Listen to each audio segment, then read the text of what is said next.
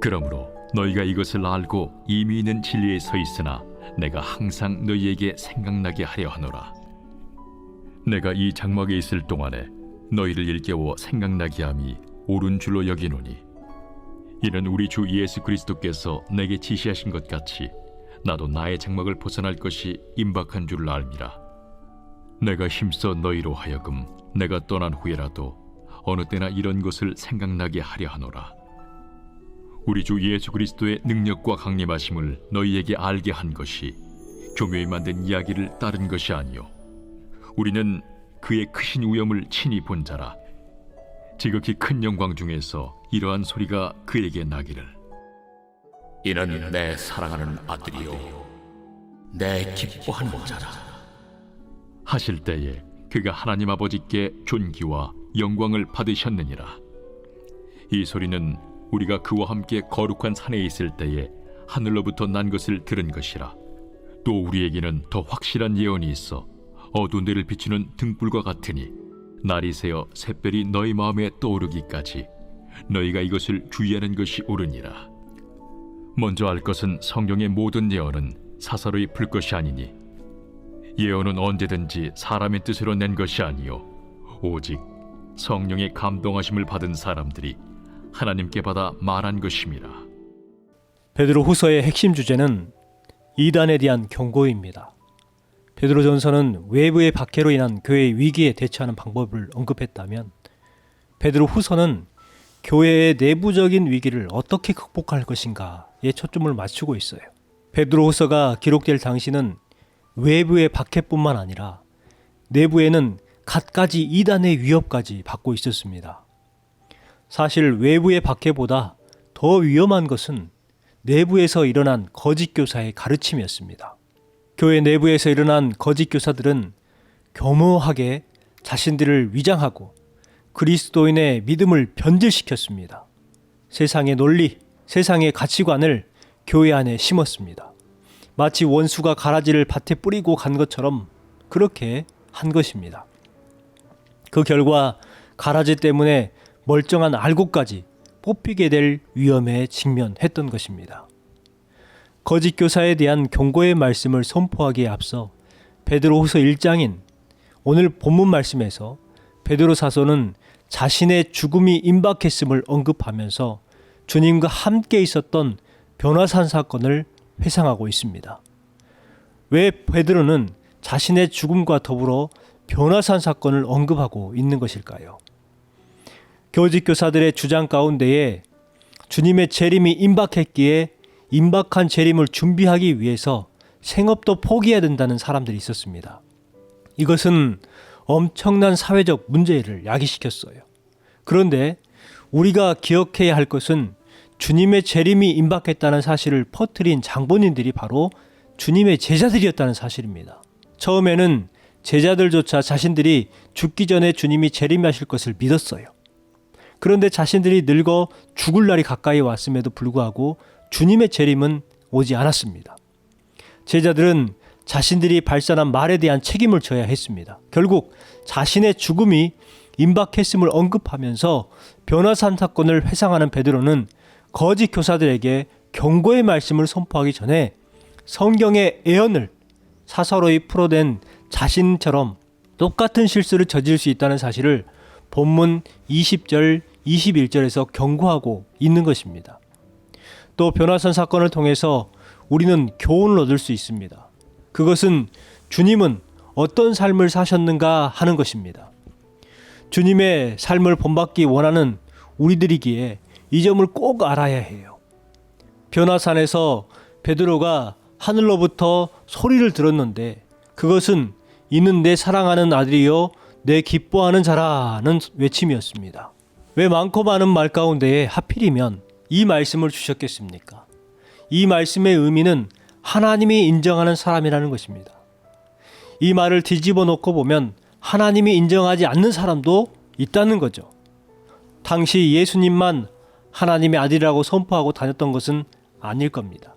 수많은 사람들이 자칭 자기가 하나님의 아들이라, 구약 성경에 예언한 메시아다라고 떠들고 다녔을 겁니다. 지금도 자칭 예수라 하는 사람들이 수백 명이나 있습니다. 중요한 것은 하나님이 인정하시는 자만이 진짜 구세주가 될 수 있다는 거예요. 그런 의미에서 주님은 하나님으로부터 인정을 받은 진짜 구주임을 베드로는 강조하고 있는 것입니다. 이처럼 인정받는다는 것은 중요한 덕목입니다. 하나님께 인정받는 것 말할 것도 없고 우리는 사람에게도 인정을 받아야 합니다. 독불 장군처럼 나만 오르면 그만이다 생각하고 행동하는 사람들이 참 많습니다. 특히 이 시대는 사사시대처럼 자기 소견에 오른돌에 행동하는 사람들이 넘쳐나는 시대가 되었습니다. 죽음이 임박한 베드로는 변화산 사건을 통해서 내가 인정하는 믿음의 단계를 뛰어넘어 하나님이 인정하는 믿음의 사람이 되는 게 중요하다고 말씀하고 있어요. 거짓 교사들의 공통점은 하나님께 인정받지 못하고 오직 자기 스스로 인정하는 믿음의 수준에 머물러 있다는 점입니다. 그리스도인의 삶은 하나님께 인정받는 삶입니다. 이는 내 사랑하는 아들이요 내 기뻐하는 자라. 오늘의 삶 속에서 이 말씀이 우리의 귓가에 들리는 행동이 있기를 간절히 소망합니다. 그럼을 통해서 주님께서 우리를 향하여서 이는 내 사랑하는 아들이요 내 기뻐하는 자라, 이 말씀이 우리를 향한 말씀이 되기를 소망합니다. 고난 중에 있는 성도가 끝까지 말씀 안에서 믿음을 잃지 않도록 힘써야 합니다. 어떠한 삶을 살아가야 그와 같은 인생을 살아갈 수 있을까요?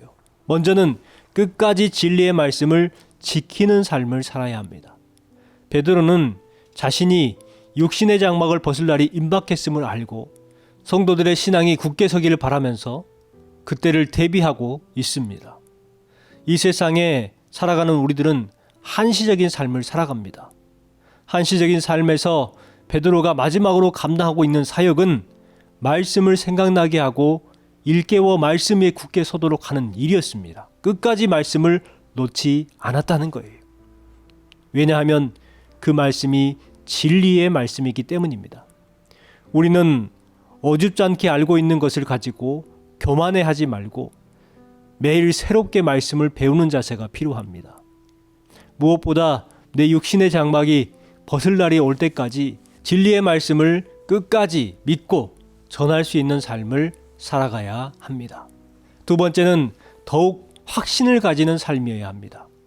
베드로처럼 때로는 그런 신비한 체험이 필요할 때도 있습니다. 그러나 무엇보다도 영적인 체험들은 언제나 성경으로 검증이 되어야 합니다.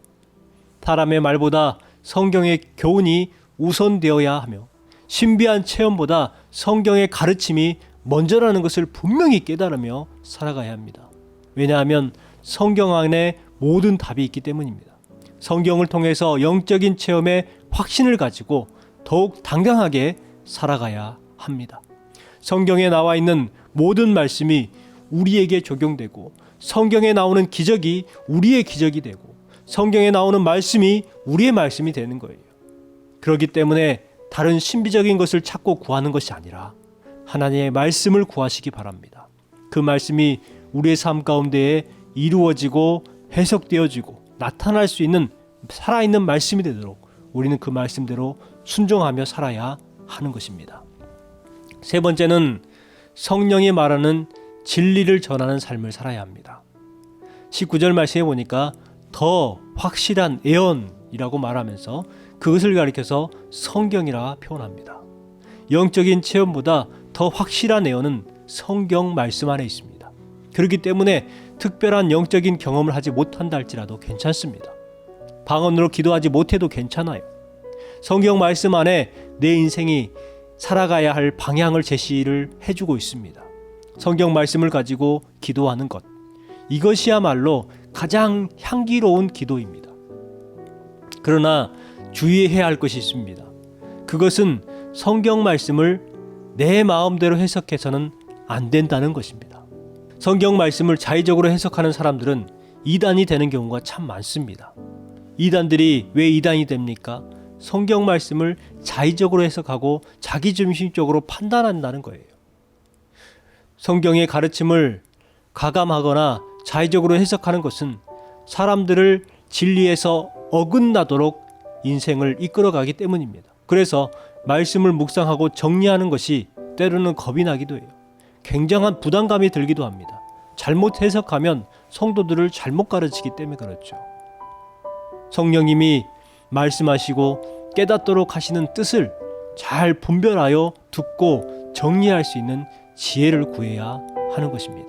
오늘 하루도 주님 안에서 참된 은혜를 경험하시고 말씀을 통해서 우리의 삶 가운데 나타나고 변화되어지고 체험되지는 큰 은혜를 누리며 의로운 자의 삶을 살아가시기를 주님의 이름으로 축원합니다.